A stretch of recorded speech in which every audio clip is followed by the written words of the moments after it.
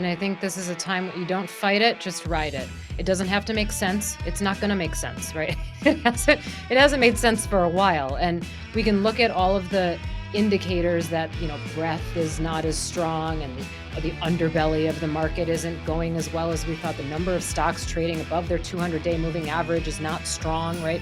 There are not huge signals of strength out there, not coming from the economy, not coming from different parts of the market outside of the Mag 7 and some of the big tech names, but it doesn't really matter. A very warm welcome to the Risk Reversal Podcast. I'm Guy Adami. As you can see, I'm joined by Elizabeth Thomas, she of SoFi. How are you, E.T.? I am well. It's a little bit of a blustery, rainy day in New York City today. Rainy days and Mondays always get me down. By the time you're listening to this, you might either be very happy or very sad, as your Packers of Green Bay will have played the Eagles of Philadelphia. I believe they are in Green Bay this evening. Yeah, they are. You're correct. It'll be Monday Night Football. I thought it was last night, so we searched far and wide for this game that wasn't happening at about 8:15 last night. You can imagine my disappointment. Anyway, we'll be watching it tonight. Lot going on in the world. It appears as though, and again, we're talking right now, it's Monday afternoon. It appears as though this government shutdown is going to come to a close sometime this week. I don't know all the procedural things, but the market's obviously taking that in a healthy way. As we're sitting here, the S&P's up a little over 1.25%, NASDAQ over 2%, even the Russell off the mat a little bit up north of 1.2%. So market's taking its lead from this. What I find interesting, and you can opine, is the market didn't really sell off on the back of the government shutdown. So I find it somewhat peculiar that it's rallying on the back of its ending. Yeah. Okay. So a few things. Thank goodness that I have Mario, because he schooled me on what the procedural things are of this, which I'm not going to try to walk you through because I'll forget the real details. But bottom line is that it seems like even if they do start to get this agreement through, there are a lot of different steps that have to take place. So this was just kind of a preliminary. We might start to debate and then get to agreement sort of conversation. So his estimation is at the earliest, maybe we're reopened by Wednesday, more likely after that. And my question to him was, what happens when we reopen? Do we just suddenly get a big wave of data that we've been missing this whole time? They decide to just push it out. And apparently, no. There is a chance that we get some of the data that we should have gotten in October. So the September data that we should have gotten in October, we might get that pretty quickly. But the October data might just not happen because it hadn't been collected. So there might just be this gap in October, which I can't decide yet if that's good or bad. We didn't have the chance to react to the data as it was coming out because it didn't come out. And now we just might be without it entirely. Do we just move on with our lives and look at the data as it comes in from here on out? Anyway, that's what the story is. This is going to be a big week in Washington. Big announcements likely coming, but probably still a little bit anticlimactic, at least for today and tomorrow. Yeah, I agree with that. And I'm trying to figure it out as well. What happens in, what would the market reaction be if, again, we have a gap in terms of the data, and the next time we get a jobs number, I think the last unemployment rate was 4.3, if I'm not mistaken. You know this stuff much better than I, but if we go from 4.3 to, let's say, north of 4.5 for whatever reason, you see this jump. What is the market reaction on the back of that? Will that negative potentially be a positive because it basically reinforces the Fed's pivot from inflation to the labor market? I mean, there's so many moving parts here. And you also, by the way, and we'll talk about it, a lot of Fed speak this week as well. Yeah. Well, I think what would happen is there'd be a lot of whiplash in the market, exactly to your point, where it's like, oh my gosh, we got this surprising data. The number moved more than we thought it did, but then you kind of backtrack. The market goes through that digestion process of like, well, wait, was this really that much of a surprise? And weren't we sort of expecting this to happen anyway back in September? So here we are. So I would imagine Fed expectations of a cut in December would whipsaw quite a bit. The Treasury yield market would probably whipsaw quite a bit, and stocks too, perhaps. But some of the issue, I would say maybe most of the issue with not having this government data is that we can't, with more certainty, try to predict what might happen with the Fed. So we've been in this kind of closed eye situation waiting for them to tell us what might happen. So we're then overreacting to all the statements that come out, overreacting to other people's premonitions about what the Fed might do. So more clarity is probably a good thing. I think for a long time, and this is a different topic, not for this podcast, but for a long time, people have been talking about the idea that maybe we hear from the Fed too much right now and we should hear from them less. But this is a period absent so much data that we have needed to hear from them. I'm of that belief as well. Now, there'll be people that say they like the transparency and more information is better, but there are other people, and I've found myself in this side of the ledger that believe that we make too much of what goes on at the Federal Reserve. By the way, Jamie Dimon is one of the people that said that I think a year and a half or so ago that, but the punditry class, is way too focused on all the Fed speak out there, and he might be right. And maybe less would be more. Maybe by talking as much as they do, they sort of back themselves into corners that makes it difficult for them to get out. With that said, that's not going to happen this week because I think we have about 13 different times that 6 or 7 Fed officials are going to be speaking. We just heard from Mr. Mirren, who again is pushing for a 50 basis point cut in December, and you hear from a laundry list of people throughout this week, which I don't know if it's market moving, but you definitely need to get both sides of the spectrum in terms of where people's heads are at. Well, first of all, is it Mirren or Myron? I thought it was Is it Myron. Myron? It might be I Myron. think it's Myron. I think I got Helen Mirren on the mind, so I maybe keep it's saying, Myron. I keep saying Myron, so I'm going to say that because Go with that's Myron. how I it's think going you're to probably work for right, me by the today. way. Yeah. So he's going to vote for 50 no matter what, all the time, maybe even 75. I wouldn't be surprised to see 100 out of him at some point. So Do I hear it's 100? we just kind of like write it off, right? Or at least I do, Mario and I do, because it's like, of course he's going to say that. We know that that's happening. Here's what you listen for from all these speakers this week. And it might not be exactly the same out of everybody's mouth. I'd be surprised if it were, but hints or at least movement toward them actually starting to worry more about inflation again and not so much about jobs. We've gotten some private payroll data. We still have ADP. We've got a number of other metrics that if you piece them all together, you can kind of sort of get there. So the labor market hasn't been completely absent any information. But when you look at some of the inflation data, I mean, there are some surveys that are suggesting that inflation pressure is building again. We had the University of Michigan consumer sentiment come out on Friday, really bad. It was really poor. And the Michigan survey, I've said this a number of times, the Michigan survey is the one that cues more off of inflation than jobs. The Conference Board survey cues off of jobs. So consumer sentiment, and the component of it that was the worst was the present conditions. So you get asked about present conditions, future conditions. Present conditions was the worst. So if people are feeling poorly about inflation again, or more poorly than they have been for the last few years, then we're probably in a little bit of a state of worrying. And there was a bit of a hint. I believe it was Goolsby. I know he's one of your favorites, isn't he? He makes me insane. I know you know this as I well. know. Oh,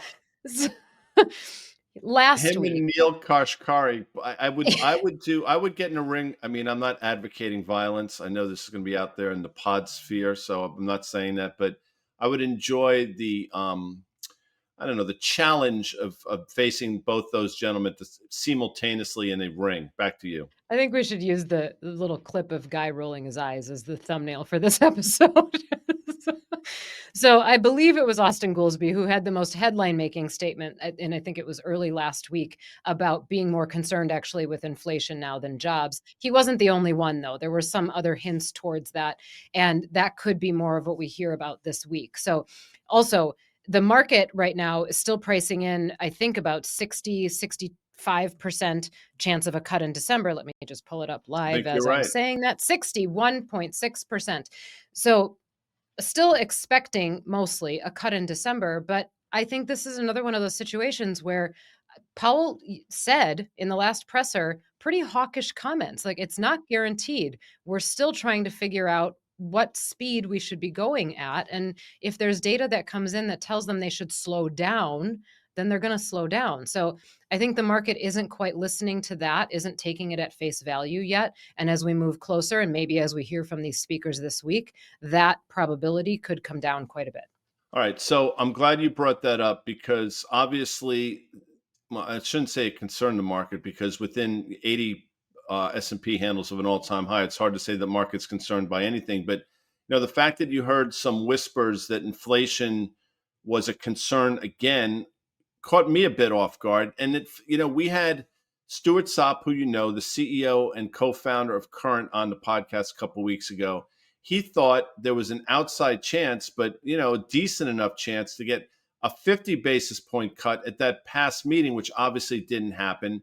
So you have one side of the spectrum thinking things like that. You have the other side of the spectrum that doesn't think we should do anything in December. So this is, as in terms of this next meeting in December, it's as bit of a wild card as we've seen in a while. Now, I think they absolutely are going to move, and 25 basis points, I guess, makes sense in the context of just saying, staying with their messaging. I think the balance sheet reduction might be something too, in terms of that ending in December. I don't know if the market is focused on that or should be focused on that. There are a lot of wild cards here.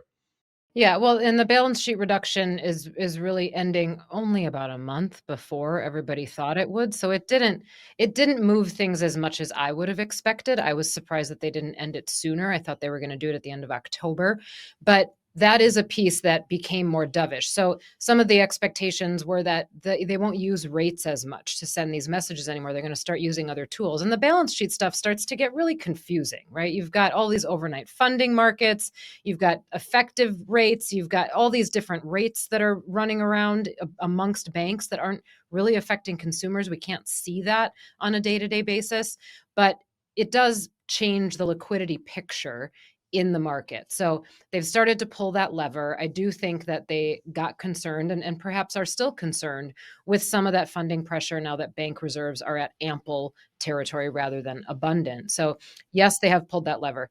And I think I've mentioned this before too, but government shutdowns tend to lead to a more dovish Fed. So I too think that a 25 basis point cut is still likely in December, but if by some strange act of God or whatever happens, we get a labor market that heats up somehow and inflation that heats up, then I think they slow down. So it's more about what the messaging is, right, to the market than it is about the moves themselves. And this would be a 75 basis point change since the September meeting. So this is starting to be a more meaningful reduction in rates, but 25 basis points at a time is really nothing that's going to change anybody's life overnight. So it's not about what the move is, it's about the messaging behind it. Agreed.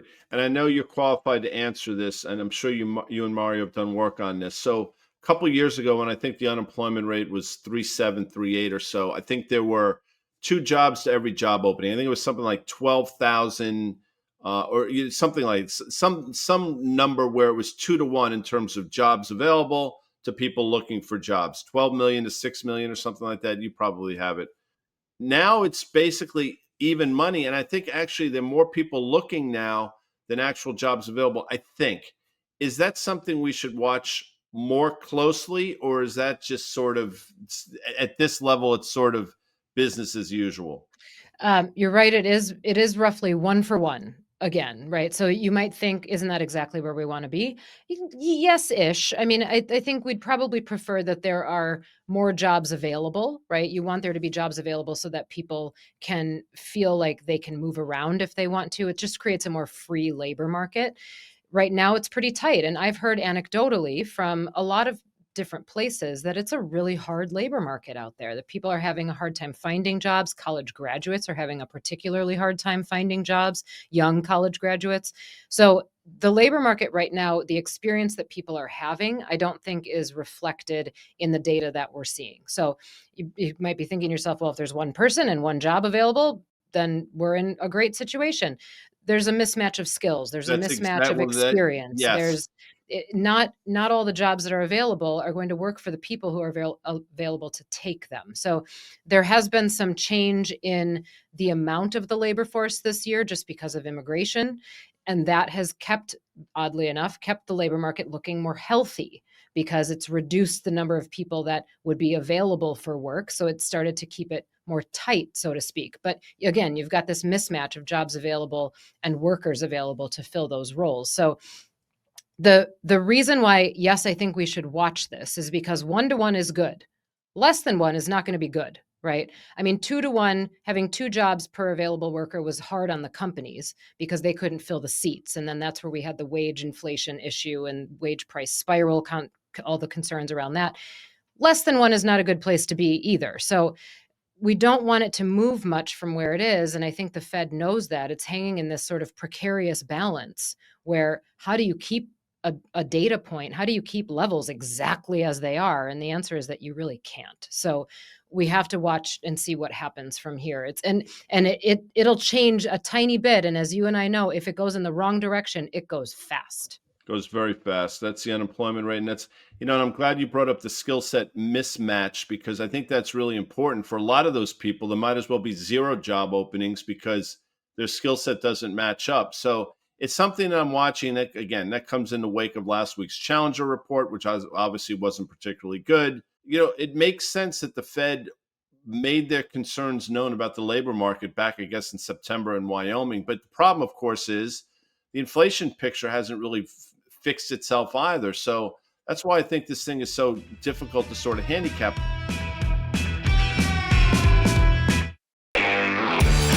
We're basically through earnings season. We have a couple of outliers. We have Nvidia, I believe, on the 19th. So that'll be fun and market moving probably. But by and large, we're through it.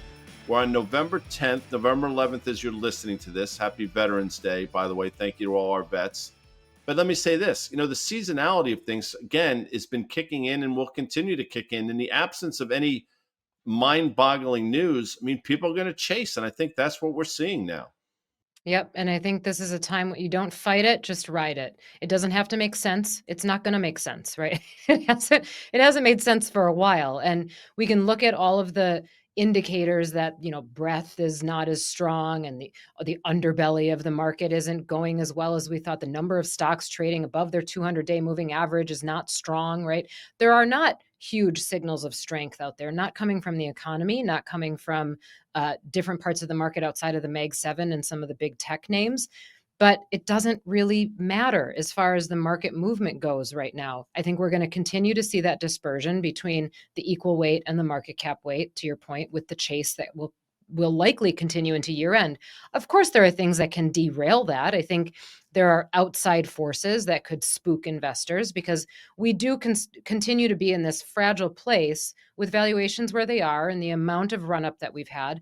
We're in a fragile place as investors where sentiment gets shaky very easily, right? If there are a couple things that add up to make people nervous and they see other people running out the door, they start to run out the door faster. And we saw that last week. We've seen that on a couple days over the last few months where maybe there's a bad headline that scares everybody for 24 hours. So sentiment is fragile here, but I think still pushing in a positive direction, at least as far as equity investors goes. Yeah, I mean, yes, fragile, and I think people are aware of that. They're aware of the lack of valuation cushion that the market has, but they're also aware that momentum is an extraordinarily powerful thing, especially when you get into early to mid-November with, again, earnings behind the Fed seemingly.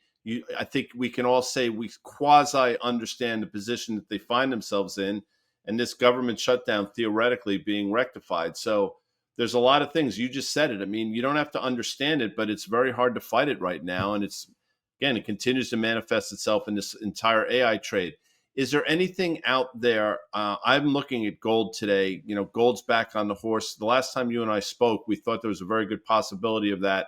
To me, that continues to be a bit of a warning sign that the market is obviously not paying attention to. But do you think the gold trade, do you think we basically over the last, week and a half, sort of put in a bit of a tradable bottom? I'm not sure yet that it's a tradable bottom. I continue to think that gold is probably going to chop around here a little bit. We've done some work, Mario and I have done some work on what is Bitcoin really related to right now too, and shouldn't the correlations look different? And what we're finding is that Bitcoin is really just related to risk assets. It's not related to gold, and gold isn't related to it. So there's not much of a relationship there. And I think the gold market right now, we probably shook out some of the weak hands, right? The retail that chased it up in that 1 or 2 week period where it just went parabolic for a little while. So we shook some of that out, but now it needs to find the right footing of what's the right value right now, right? I don't know that there's necessarily an intrinsic value that we're trying to locate for gold, but what's the right value right now given where everything else is? One of the things that we've recently done some research on, and this is a pretty straightforward analysis, but if you look at just the factors for the year, so factor scores, things like momentum, low volatility, growth, liquidity, there are a number of different factors that you can splice up the market by instead of just looking at it by sectors. And the spread between the highest quintile and the lowest quintile for whatever the said factor is. So momentum factor is the largest on a positive side. So high momentum stocks have done the best this year by a magnitude of 9.5 percentage points. And then this one is the crazy part. All the way on the other end of the spectrum, the worst performing sector is low volatility. So the spread between top quintile and bottom quintile of low volatility, meaning the highest volatility stocks did the best, right? The spread is 21%. Huge, huge. So at some point there's going to be a flip, right? And stuff that's been in favor will go out of favor, maybe just by nature of because it's been out of favor. But I would be on the lookout for that, particularly after year end. Yeah.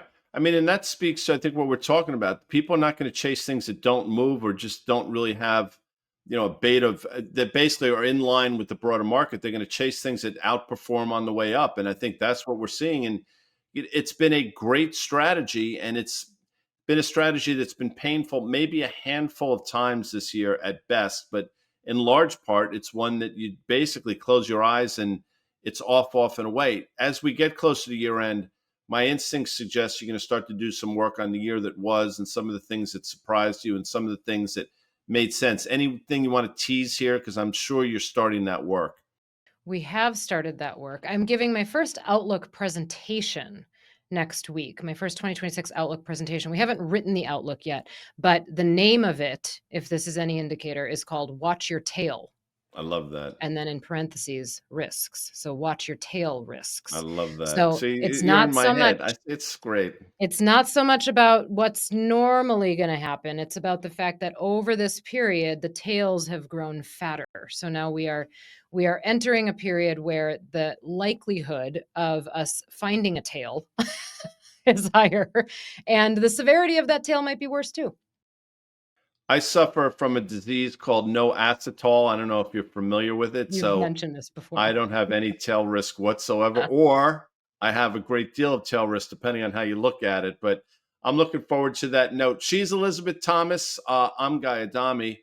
Thanks for joining us. Liz will be with us on Wednesday, I believe, this week on the market call. Dan and I are going to be in Austin, Texas, but we look forward to that. I believe that's the case. I'm losing track, but you get my gist. You're the best. Thank you. Enjoy Texas. See you later.